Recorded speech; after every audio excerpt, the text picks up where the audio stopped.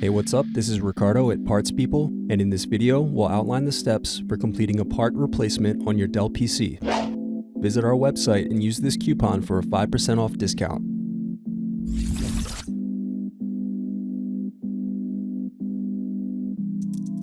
First, unscrew and slide out DVD optical drive. Then unscrew and remove bottom base.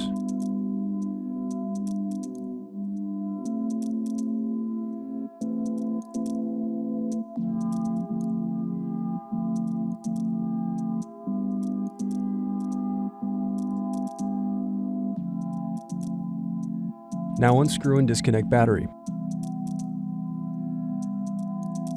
Now disconnect touchpad cable. Then unscrew and remove touchpad.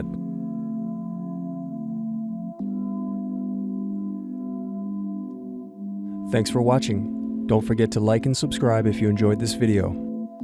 And if you need more, check out this playlist to watch other tutorials for your laptop. You can also click here to find parts for your laptop at partspeople.com.